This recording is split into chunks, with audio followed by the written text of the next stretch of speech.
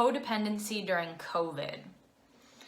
It's interesting because the pandemic has put us in a beautiful situation where we get to really identify the positives, the negatives, the indifferences, and the workability factors in our relationships, whether it's partner to partner, partner to parent, or child to parent, sibling to sibling, parent to child.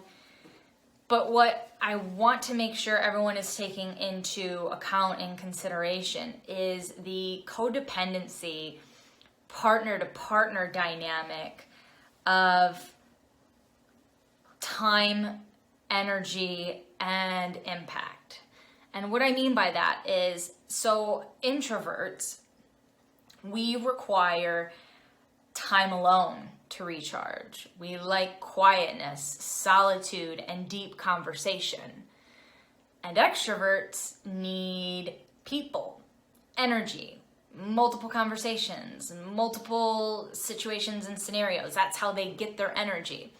So what can be difficult is here we are in a dynamic where we can't really go anywhere, so we're always next to one another. So the extrovert is somewhat relying on the introvert to give him or her time and attention, but then the introvert is trying to be the loving partner but never getting his or her alone time.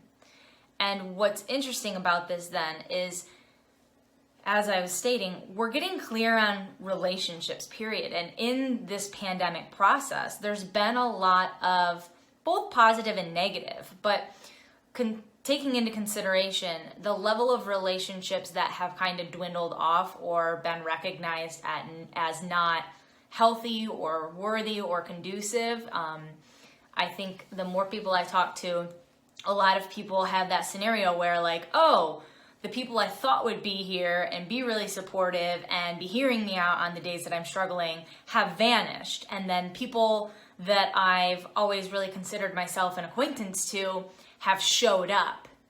And there's a lot of loss, grief, and fluidity that has to occur in this growing process and this patience process. But I want to make sure that we are all taking into consideration who we are being and how we are showing up, because when we are not taking into account the level of codependency, whether it's time, energy, cooking, sexual performance, work-life balance, accountability, these are all factors that can strain a relationship.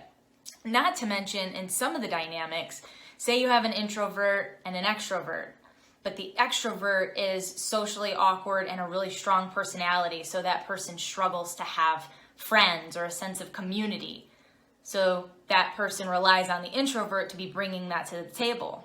But then here you have this person that likes to be alone, recharges in solitude, wants time away, but it has to be the creator and relationship and community for this extrovert.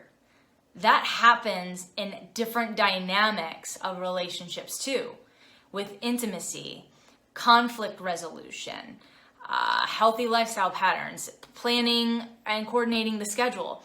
There are all these things where a polarity of codependency or resolution can be playing into factors. So where are you being codependent?